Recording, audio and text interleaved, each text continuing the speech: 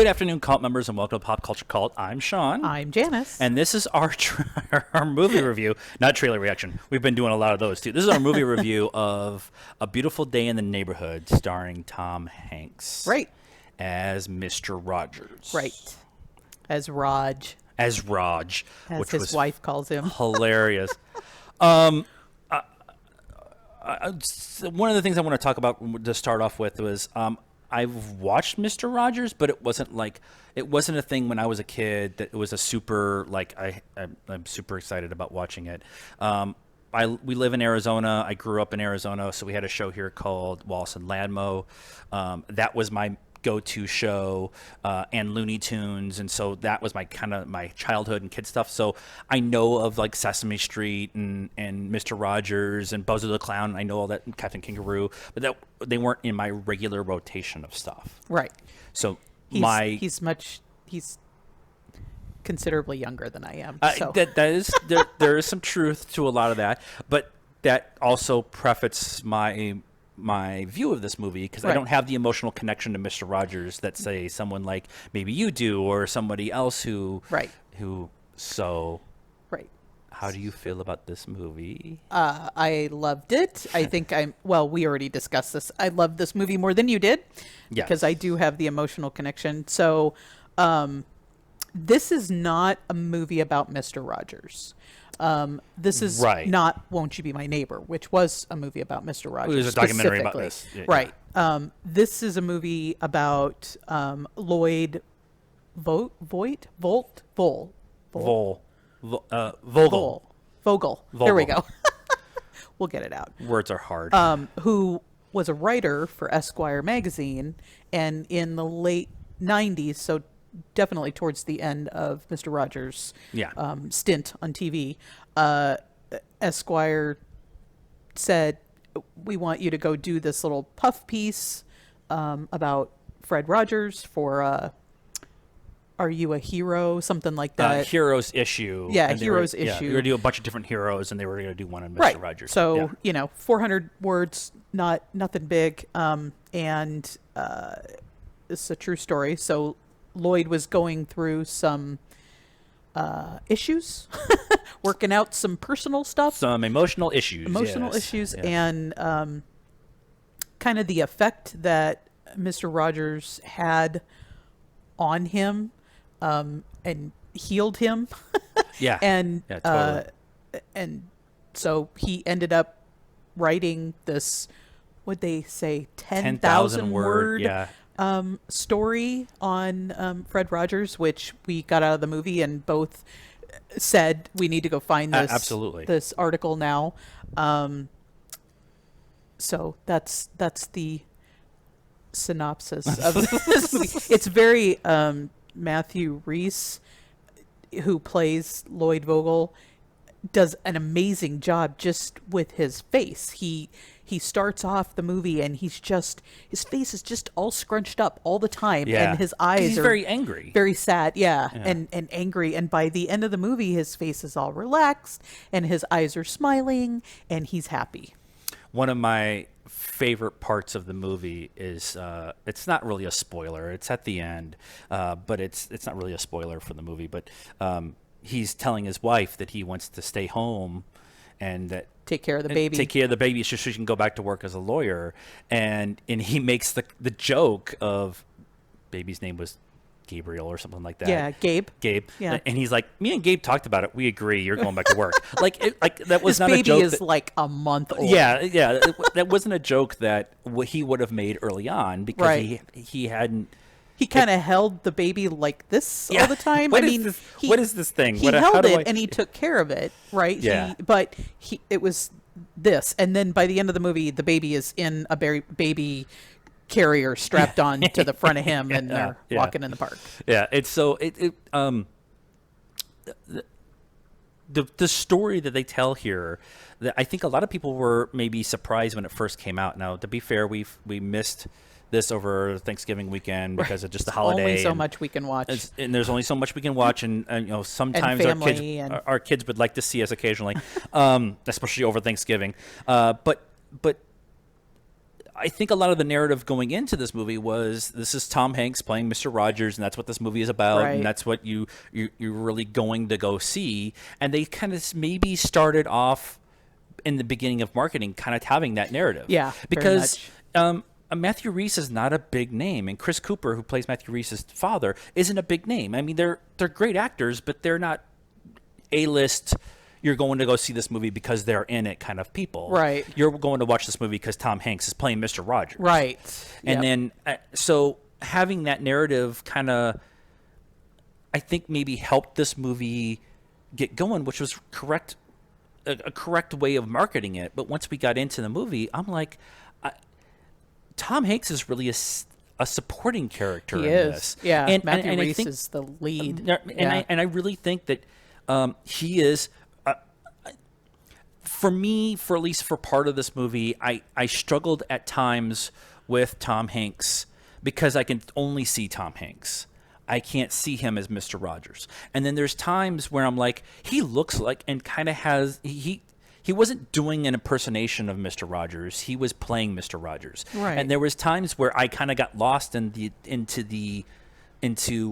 he is Mr. Rogers. Like, Yeah. so there was that. I think maybe that was part of my struggle, at least a little bit with this movie, was I could only see Tom Hanks for part of it, Okay. and it wasn't until maybe about half. If you've watched a Mr. Rogers' Neighborhood episode ever, or you know what's going on, this is essentially laid out like a giant episode, Right. and so there's a dream sequence, for lack of a better term. And once they got through the dream sequence, my brain went, oh, Yeah. okay. Yeah. And so I think for at least for part of it, that was like part of my struggle. But this actual story, how it happened, and coming to terms with your relationship with your parents and trying not to be your parents and learning how to be a correct parent, Yeah. and or a good parent. I won't say a correct parent because I don't think there is any kind of correctness of being. There's trying Right. you just try to be a good parent and hope it all lays out. But I love that kind of general idea. This is again another story that is very different than what is typically shown in the movie theater. Men dealing with their emotions and having to come to terms with the way they were raised or their relationship with their parents. Like, that story is never told. And so again, I wouldn't say never, but not as it's frequently. not typically told. Right. Men don't deal with their emotions, and so that's why towards the end, this movie really kind of got me a lot better than I think it. I still, it's not as I don't think I liked it as much as I think I probably should have, but I think that being somebody who's very emotional and willing to talk about my emotions and everything, I appreciated what they were trying to say in this story. Right. So it resonated there for you. Yeah, Whereas yeah. for people who are, who remember and watched Mr. Rogers, there was also, it was kind of a love story to them too. And Yeah, you get that yeah, from totally. the previews when Lloyd's wife, they're like laying in bed or whatever, and she said, "Don't ruin my childhood." Yeah, And that's part of that for those of us who, Mr. Rogers, like, of all the, sports heroes and movie stars and all of that today, that there's always some scandal that comes out. There Yeah. has never, ever been anything about Fred Rogers. And and they address that kind of in the movie that, Lloyd says, is he a saint? And Fred's wife is like, don't use that word. He's not a saint. He has a Yeah. temper. He's just and Mr. Rogers, when he's talking to Lloyd, talks about how he had struggles with his children. He's interviewing him and he says, you were gone off of TV for 3 years, which I didn't know because we just watched reruns of Mr. Rogers all the time. It was on. But It was on It was PBS. just We on. watched it.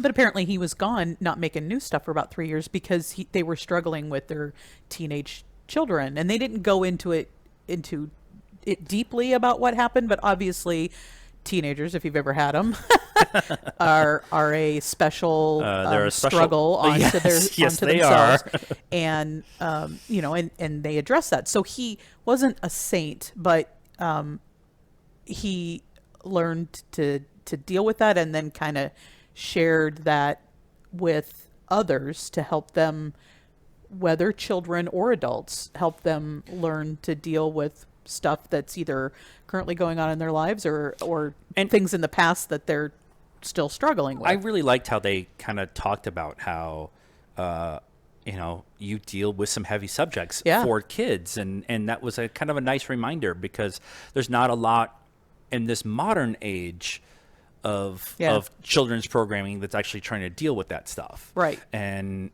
he dealt with death and with divorce, which in the 70s and 80s, when I really remember Mr. Rogers, that divorce was just kind of becoming a thing, right? Or death of a parent. And I had a parent die when I was very young. So yeah, that's definitely not stuff that I know of that they talk about today. I don't watch a lot of children's programming, so maybe they do, but no, we've kind of moved on from a lot of that. Well, as soon as the kids moved out, we stopped watching all that crap. Yeah.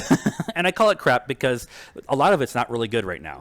I'm just saying, like I'm telling my just to kind of put a cap on this part of this conversation is our middle son has got a bunch of kids, and I'm telling him to show his kids Clone Wars. Yeah. Because they deal with a lot of this stuff in Clone Wars, and it's Star Wars based, and so you can kind of ease in, and it's kind of very well taken care of. And that show's been off the air for 6 years.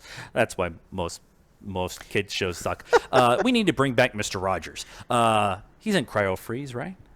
I don't think so. No? Okay. No. And just like I said, it's a really big episode, so it's shot like an episode. So you get the models, and you get the music and the stock cars. You get the trolley and and Friday, King Friday the 13th, and Daniel the Lion, who was my personal favorite when I was a kid because he has a little wristwatch on his little and Meow Kitty. You see her just briefly. So I like the way it's kind of the way it's shot, kind of just doing a big episode and kind of making you feel comfortable with that kind of storytelling, because it's a very different storytelling for the big screen than the small screen. Well, and that's what I mean kind of by the love letter to Mr. Rogers fans, because there's enough of that stuff in there. Mr. McFeely, and he sings the song at the beginning, and then he sings the when he's going away, he's done with his episode song at the end, and so you get all that, plus you get a good story. So overall, I think we liked it. She probably liked it more than I do. Let's find out. Score? 4.25. I'm a 3.75. I knew I was going to be higher. And I'm not saying it's not a bad movie. It just didn't connect with me as much as other movies we've seen lately, and that's just it's okay. It's okay that it. No, it's not. Not every movie. Not Mr. every Rogers movie hater. hits everybody the same way. Shut your dirty whore mouth. And so that is our review, I think, of A Beautiful Day in the Neighborhood. We're going to work on our marriage. Let us know what you thought of the movie and our review in the comments. Like this video. Leave us whatever comments you can. Just be nice. Subscribe to the channel. Help us out by following us on all the social media stuff, Facebook, Instagram, Twitter. All those links are in the description down below. And until next time, if we don't see you, good afternoon, good evening, and good night.